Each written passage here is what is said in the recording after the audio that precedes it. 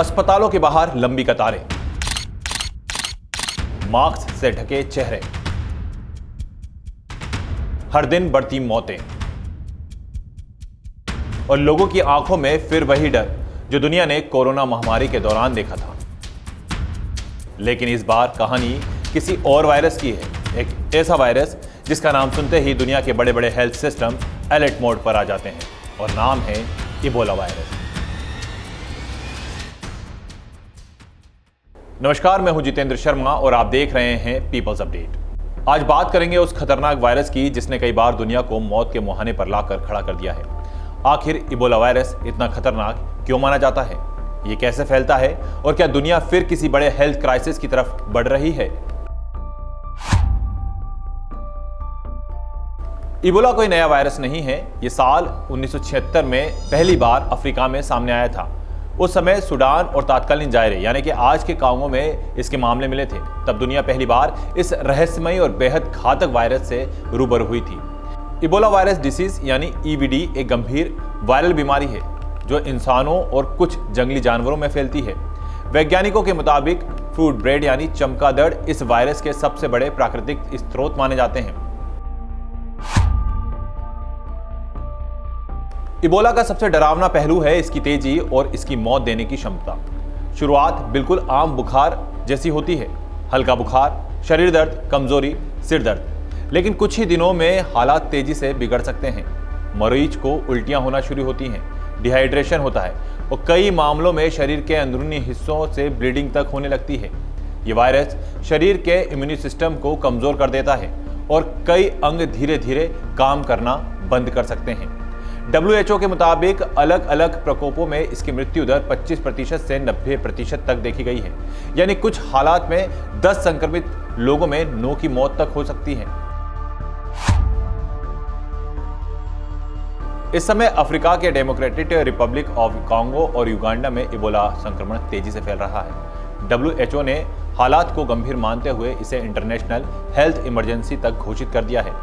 Reports के मुताबिक 500 से ज्यादा संदिग्ध मामले सामने आ चुके हैं, जबकि 130 लोगों की संदिग्ध मौत हो चुकी है। संक्रमण अब तक कई इलाकों तक पहुंच चुका है और सबसे बड़ी चिंता की बात यह है कि इसका फैलाव लगातार बढ़ रहा है।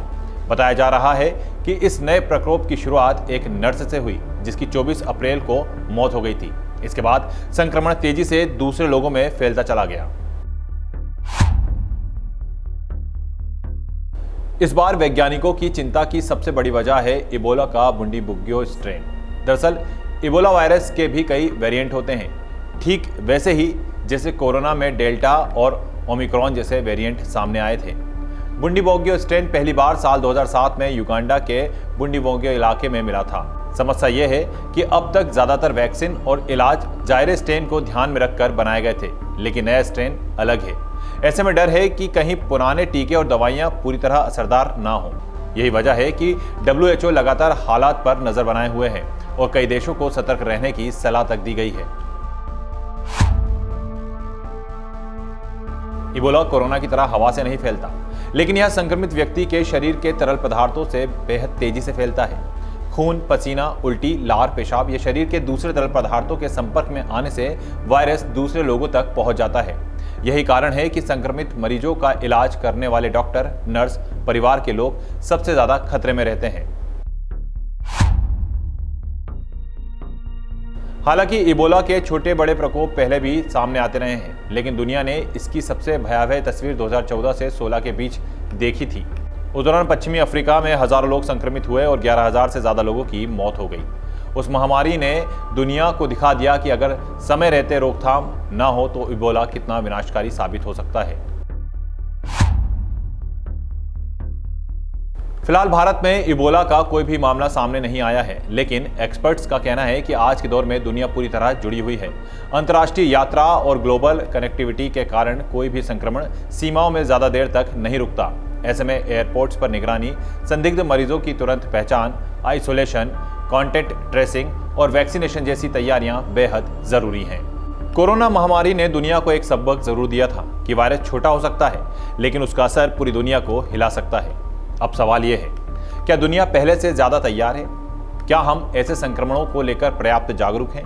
और क्या हम फिर वही गलती दोहराने जा रहे हैं जहां खतरे को गंभीरता से समझने में देर हो जाए? आपकी राय क्या है? कमेंट बॉक्स में जरूर बताएं। आज के एक्सप्लेनर में इतना ही। अगली बार फिर मिलेंगे किसी ऐसी ही बड़ी जानकारी के साथ। नमस्कार।